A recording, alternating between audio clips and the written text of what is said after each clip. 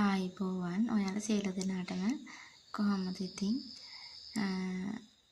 මං ගැන මට හැදිච්ච අසනීප ගැන මම ටිකක් මට වෙච්ච දේවල් ටික ගැන ටිකක් මං කියන්න තමයි මේ වීඩියෝ එක අරන් ආවේ. හොඳයි නම් බලන්න. ඉතින් යාළුවනේ මට අවුරුදු 29යි. මගේ චූටි දුව මේට මාස 8ේදී එයා කිරිපොද්දි මට දකුණු පියවරේ ගැටිත්තක් අහු වුණා. ඊට පස්සේ මම ඒක අපේ මිඩ්වයිෆ් මිස්ටර් කිව්වම මිඩ්වයිෆ් මිස් කිව්වා මට MOH එකට ගිහලා චෙක් කරගන්න කියලා.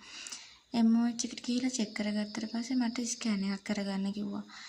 ස්කෑන් එක කරාට පස්සේ මට කිව්වා ගෙඩිය එච්චර හොඳ නැහැ. කටු පරීක්ෂණයක් කරන්න වෙයි කියලා. ඉතින් මම ඔයාලට පෙන්නන්නම් මේ ස්කෑන් රිපෝට් එක. මේ තියෙන ස්කෑන් රිපෝට් එක. ඊට පස්සේ මට කිව්වා සල්ලි වෛද්‍ය සායනයට යන්න කියලා. ඊට පස්සේ මම හම්බන්තොට මේ හොස්පිටල් එකේ සල්ලි වෛද්‍ය සායනයට ගියා. ඒ ගියාට පස්සේ මාව චෙක් කරලා කිව්වා මැමෝග්‍රෑම් එකක් කරන්න කිව්වා. බයොප්සි එකක් කරන්නයි ලිව්වා ડોක්ටර්. ඊට පස්සේ මාව හම්බන්තොට හොස්පිටල් එකෙන්ම මේ දවසක් දීලා මේ කොළඹ නාරායන් පිට මැමෝග්‍රෑම් එක කරන්න ගියා. ඇම්බුලන්ස් එකේම අපි එක්කන් යනවා. එදාම එක්කන් යනවා. දරුවත් එක්ක ගියේ. මැමෝග්‍රෑම් එක කළා ටික දවසකින් ඒකේ රිපෝට් ආවා. ඒකෙන් මම අර දරුවට කිරි දෙන නිසා වෙනද ඒකෙන් අහු වුණේ නැහැ. ඊට පස්සේ බයොප්සි එකක් කරා. බයොප්සි රිපෝට් එකෙන් සති 3-4ක් ගියා. ඊට පස්සේ ඒකෙන් අහුවෙලා තිබුණා මගේ රිපෝට් එක එච්චර හරි නෑ කියලා හස්බන්ඩ් දැනගෙන මට කිව්වේ නෑ මට අවුලයි කියලා. මේ ඔයාලා බලන්න මේ තියෙන්නේ මැමෝග්‍රෑම් එකේ රිපෝට් එක. මේ පේනවද? ඒ පියවරේ තිබ්බ ගැටිත්ත තමයි මේ පෙන්නන්නේ. මේ තමයි බයොප්සි රිපෝට් එක.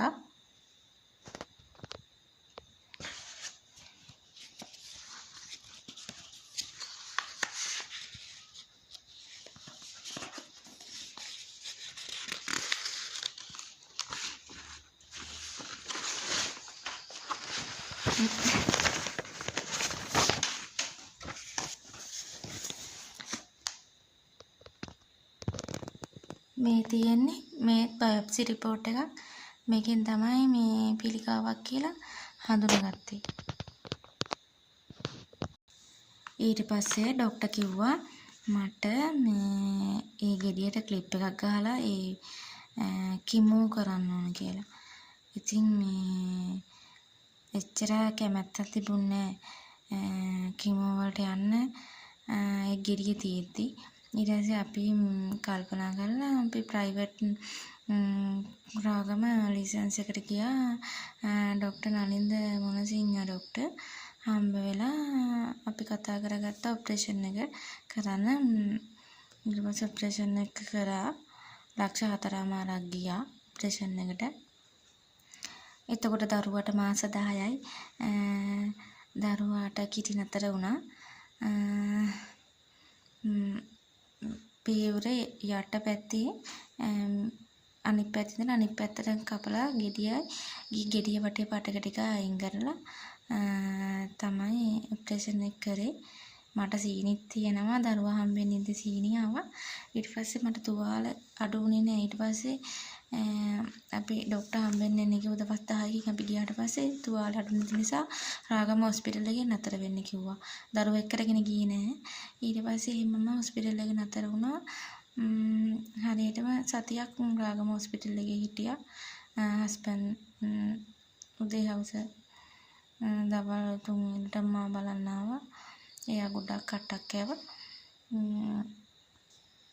ඊට පස්සේ ඉතින් අපි ගෙදර ආවා. සීනි අඩු වුණා. තුවාලෙත් හිමීට අඩු වුණා. ඊට පස්සේ මම ක්ලිනික් එකට ගියා කීමෝ වලට ගිහින් ඊට පස්සේ මට දිනයක් දුන්නා දෙසැම්බර් මාසේ ගිය අවුරුද්දේ දෙසැම්බර් මාසේ කීමෝ කරා මුලින්ම කීමෝ 4ක් දෙනවා සැරම බෙහෙත් 4ක් දෙනවා සති 3න් 3ට ඒක විදින්න ඕනේ පළවෙනි බෙහෙතෙම මගේ කොණ්ඩේ ගියා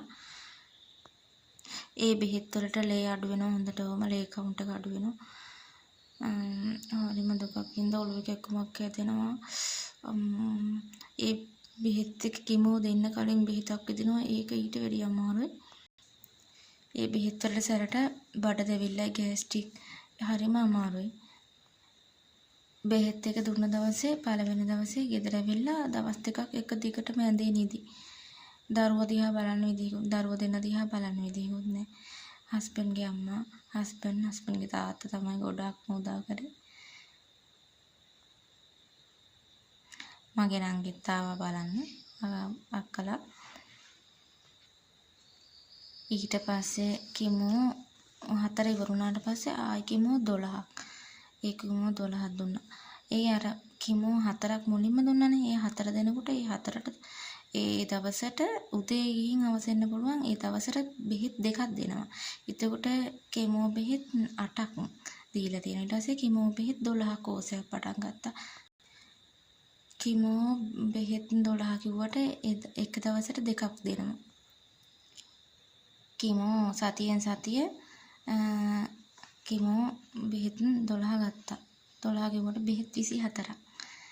ඒ ලේ කවුන්ට් එක අඩු වෙන හින්දා අපිට ගෙදර ඇවිල්ලා ළඟ හොස්පිටල් එකකින් බෙහෙත් ලේ අඩු වෙන නිසා බෙහෙත් 2ක් විද ගන්න ඕන. ඒ බෙහෙත් එකට මුළු ඇඟේම තියෙන අස්ථි බුරුල් වෙනවා. මාර විදියට රිදෙන්න ගන්නවා. හරිම වේදනාවක් වින්දා. නිදිම තමයි දරුවෝ ගොඩක් දුක් වින්දා. මගේ දෙපාරක් ලේ අඩු වුණා. ඊට පස්සේ කොහොම හරි මාස 6යි ගාණක් ගියා මට මේ බෙහෙත් කෝස් එක ඉවර වෙන්න. ඊට පස්සේ බෙහෙත් කෝස් එක ඉවර වෙලා කරාපිටිය හොස්පිටල් එකේ කරන්ට් එක අල්ලන්න රේඩියෝ තෙරපි කරන්න මාව යොමු කරා.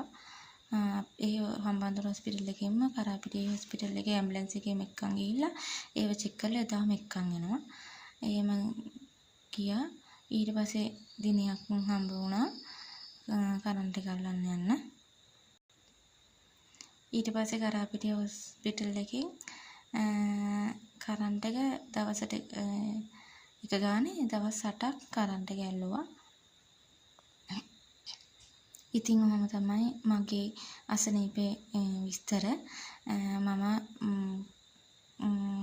අක්කලාට නංගිලාට කියන්නේ පුළුවන් වෙලාවට සෙවන් පරීක්ෂණයක් කරගන්න. පීයුරු ගැටි තියෙනවා නම්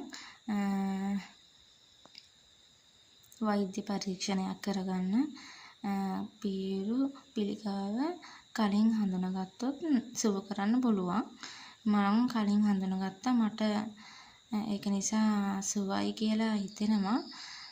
තාම මේ ක්ලිනික් යනවා මම.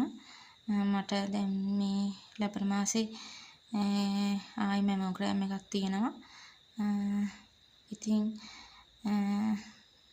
මට ගොඩක් ඉතින් මට ගොඩාක් කට්ටිය සුව පතලා ගොඩාක් කට්ටිය කමෙන්ට් කරලා තියෙනවා.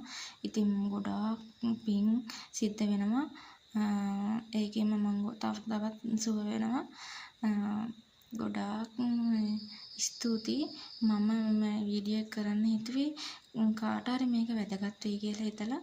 ඒක නිසා ඔයාලා පුළුවන් වෙලාවට චෙක් කරලා එහෙම තියෙනවා නම් ලැජ්ජ වෙන්න එපා, බය වෙන්න එපා. ඒකට කලින් හඳුනාගත්තොත් ඒක සුව කරන්න පුළුවන්. ඒක නිසා ජීවිතේ බේර ගන්න පුළුවන්. එහෙනම් ඔයාලට ගොඩාක් ස්තුතියි. බුදු සරණයි.